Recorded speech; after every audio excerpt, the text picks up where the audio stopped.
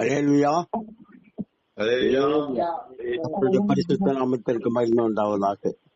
இந்த காலை வேளையிலே தேவனுடைய சமூகத்தில் காத்திருக்கிறதான தேவ பிள்ளைகளுக்கு அவருடைய நாமத்தினாலே வாழ்த்துதலை சொல்லிக் கொள்ளுகிறேன். நாம் வாசித்த 1 ராஜாக்கள் 9ஆம் அதிகாரத்திலிருந்து ஒரு சில வார்த்தைகளை நாம் தியானிக்க இருக்கிறோம். தேவாதி தேவன் உதவி செய்வாராக. சாலமோன் தேவனுடைய ஆலயத்தை கட்டி முடித்த பிறகு தேவன் சாலமோனுக்கு 2ஆம் தரமாக தரிசனமாகிறார். முதல் முறை கிபியோனிலே தரிசனமாகி நீ விரும்புகிறதை கேள் என்று கேட்கிறார். அப்பொழுது அவன் ஞானத்தை கேட்டபடியினாலே ஞானத்தையும் ஐஸ்வர்யத்தையும் கொடுத்தார். பிற்பாடு அவன் கர்த்தருக்கு ஆலயத்தை கட்டி முடித்து ஆலயத்தை பிரதிஷ்டை பண்ணி விண்ணப்பம் பண்ணுகிறான். பின்பாக இஸ்ரவேலரை ஆசீர்வதிக்கிறான். 14 நாட்கள் பண்டிகை கொண்டாடுகிறார்கள். இப்போது இந்த அதிகாரத்திலே தேவன் சாலமோனிடம் சொல்லிய வார்த்தைகள் தான் மிக முக்கியமானது. உன் விண்ணப்பத்தை கேட்டேன், நீ கட்டின இந்த ஆலயத்தை பரிசுத்தமாக்கினேன். என் இருதயம் எல்லாம் இந்த ஆலயத்தில் இருக்கும். நீ என் கட்டளைகளிலேயும் நியாயங்களிலேயும் உன் தகப்பன் தாவீதைப் போல செம்மையாய் நடந்தால் தாவீதிற்கு நான் சொன்னபடியே உன் ராஜபாரத்தை நிலைக்க பண்ணுவேன்.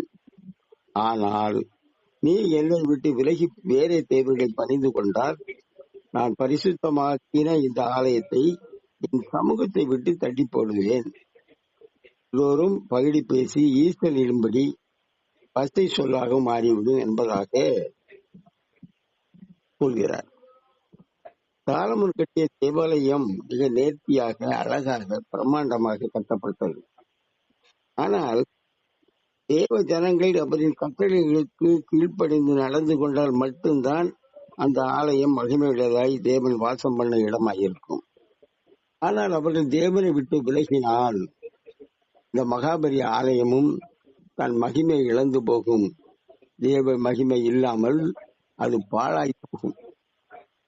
ஆலயம் எவ்வளவு விசேஷமானதாக கட்டப்பட்டிருந்தாலும் தேவ மகிமை இருந்தால் மட்டும்தான் அது தேவனுடைய ஆலயமாக இருக்கும்.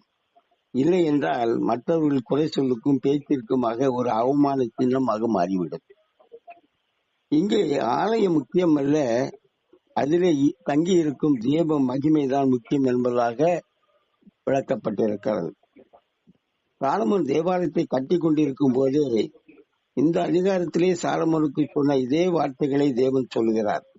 அதாவது, என் கட்டளைகளின்படி நடந்து கொண்டால் இந்த ஆலயத்தில் வாசம் பண்ணி இஸ்ரவேலை கைவிடாது இருப்பேன் என்று சொல்லுகிறார். இப்போதும் அதே வார்த்தைகளை சொல்லி என் கட்டளையின்படி நடக்காமல் இருந்தால் என் சமூகத்தை விட்டு தள்ளி போடுவேன் என்று சொல்லுகிறார். ஆலயம் கட்ட தொடங்கும் போதும் 6ஆம் அதிகாரத்திலே இதே வார்த்தைகளை தேவன் சொல்கிறார். ஆலயம் கட்டி முடித்த பின்னும் இதே வார்த்தைகளை மீண்டும் சொல்கிறார். காரணம் என்னவென்றால், எல்லாம் சரியா இருந்தாலும் தேவனுக்கு கீழ்ப்படிந்து அவர்களின் கட்டளைகளை கைக்கொள்வதுதான் மிக முக்கியம் என்பதை உணர்த்தும்படியாக தேவன் மீண்டுமாக சாலமோனிடம் ஒரே காரியத்தை தெளிவுபடுத்துகிறார். விசேஷமாக கட்டப்பட்ட ஆலயம் முக்கியம்தான், ஆனால் அதைவிட முக்கியம் தேவனின் கட்டளையின்படி நடப்பதுதான். 7ஆம் வசனத்திலே கர்த்தர் சொன்ன வார்த்தை மிக முக்கியமானது. என்னை விட்டு நீங்கள் விலகி போகும்போது என் நாமம் விளங்க நான் பரிசுத்தமாக்கின இந்த ஆலயத்தை என் சமூகத்தை விட்டு தள்ளுவேன் என்பதாக சொல்கிறார். அவர் பரிசுத்தப்படுத்தின ஆலயம் தேவ ஜனங்கள் அவரின் கட்டளைகளை மீறும் போது அது ஒன்றுமில்லாத பாழாய்ப்பன ஒரு ஆலயமாக மாறிவிடுகிறது. நாம் தான் தேவனின் ஆலயமாக இருக்கிறோம். தேவன் தான் நம்மை தெரிந்தெடுத்து வேறுபடுத்தி நம்மை பரிசுத்தப்படுத்தி மகிமையுள்ள ஆலயமாக்கி நம்மில் வாசம் பண்ணுகிறார்.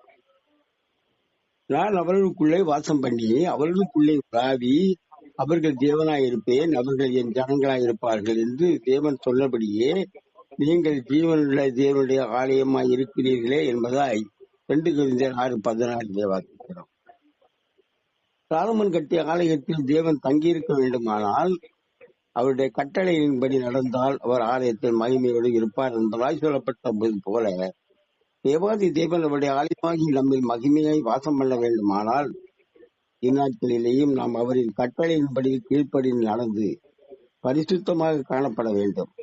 நாம் அவரை விட்டு விலகும் போது தேவனும் அவரின் ஆலயமாகிய நம்மை விட்டு விலகி போய்விடுவார். நம் வாழ்க்கை சீர்கெட்டதாய் மாறி போய்விடும். நாம் அவரை விட்டு விலகாமல் பரிசுத்தமாய் ஜீவித்தால், நான் உங்களை ஏற்றுக்கொண்டு உங்களுக்கு பிதாவாய் இருப்பேன், நீங்கள் எனக்கு குமாரரும் குமார்த்திகளுமாய் இருப்பீர்கள் என்று சர்வ வல்லமையுள்ள கர்த்தர் சொல்கிறார் என்பதாக 2 கொரிந்தியர் 6:18 வாசிக்கிறோம். நம்முடைய ஆலயமாகிய சரீரத்தை நாம் பாவ செயலுக்கு உட்படுத்தாமல் அதை பரிசுத்தமாக காத்துக்கொள்ள வேண்டும். ஏனென்றால் நாம் தான் தேவனின் ஆலயமாய் இருக்கிறோம். சாலமோன் கட்டிய தேவாலயத்திலே எப்படி தேவ மகிமை தங்கி இருந்ததோ அதே போல நம்முடைய சரீரமாகிய இந்த ஆலயத்திலே தேவன் மகிமையோடு தங்கி இருக்கிறார் என்பதை நாம் உணர்ந்து கொள்ள வேண்டும். உங்கள் சரீரமானது நீங்கள் தேவனாலே பெற்றும் ஆலயமாயிருக்கு பெற்றும் உங்களில் தங்கியும் இருக்கிற பரிசுத்த ஆவியினுடைய ஆலயமாய் இருக்கிறது என்றும் நீங்கள் உங்களுடையவர்கள் அல்ல என்றும் அறியீர்களா? கிரயத்திற்கு கொள்ளப்பட்டீர்களே, ஆகையால் தேவனுக்கு உடையவர்களாகிய உங்கள் சரீரத்தினாலும் உங்கள் ஆவியினாலும் தேவனை மகிமைப்படுத்துங்கள் என்பதாய் 1 கொரிந்தியர் 6:19-20 வாசிக்கிறோம். நாம் கர்த்தரோடு இசைந்திருந்தால் அவரோடே ஒரே ஆவியாய் இருப்போம். நாம் பாவம் செய்யும் போது அவருடைய ஆலயமாகிய நாம் தீட்டுப்பட்டு போகிறோம். அதன்பின் தேவன் அதில் தங்குவதில்லை. ஒருவன் தேவனுடைய ஆலயத்தை கெடுத்தால் அவனை தேவன் கெடுப்பார். தேவனுடைய ஆலயம் பரிசுத்தமாய் இருக்கிறது, நீங்களே அந்த ஆலயம் என்பதாய் சொல்லப்பட்டிருக்கிறது. அன்று சாலமோனுக்கு கொடுத்த அதே கட்டளையைத்தான் இன்றும் தேவன் நமக்கு கொடுக்கிறார்.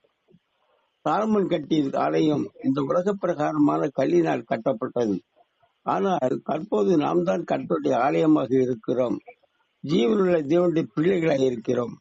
நம்முடைய சரீரம் வேசித்தனத்திற்கு அல்ல, கர்த்தருக்கே உரியது. கர்த்தர் சரீரத்துக்கு உரியவர் என்பதாக வாசிக்கிறோம். கர்த்தருக்கு உரியதான சொந்தமான அவரின் ஆலயமாகிய நாம் சரீரத்திலே பாவம் செய்யும் போது அவரின் ஆலயத்தை தீட்டுப்படுத்துகிறோம். ஆனால் நாம் அவரின் கட்டளையின்படி நடந்தால் அவர் நம்மோடு இருப்பார், நாமும் அவரோடு இருப்போம். ஒருவர் கிறிஸ்துவுக்குள்ளே இருந்தால் புது சிருஷ்டியாயிருக்கிறான், பழையவர்கள் ஒளிந்து போயின, எல்லாம் புதிதாயின என்று ஒரு வசனத்தின்படியாய் நாம் பழைய காரியங்களான அசுத்தமான காரியங்களை விட்டு பரிசுத்தமாக ஜீவித்தால் தேவாதி தேவன் நம் சரீரமாகிய ஆலயத்திற்கு உரியவராய் நம்மோடு இருப்பார். பிரியமான தேவனுடைய பிள்ளைகளே, மிகவும் பரிசுத்தமாக விசேஷமாக கட்டப்பட்ட சாலமோன் ஆலயத்திலே தேவ கட்டளையின்படி நடக்காமல் மீறி போகும்போது தேவன் அதில் தங்குவதில்லை என்று சொல்கிறார். நாம் அவரின் கட்டளைகளை கைக்கொண்டு பரிசுத்தமாக வாழ்ந்து அவரின் மகிமையான ஆலயமாக இருப்போம். தேவன் விரும்பாத காரியங்கள் நம் வாழ்க்கையில் வந்து அவரின் ஆலயமாகிய நாம் அசுத்தமாகி விடாமல் தேவாதி தேவன் இந்த காலை வேளையிலே நம்மை காத்து வழி நடத்துவாராக. ஆமென். அல்லேலூயா.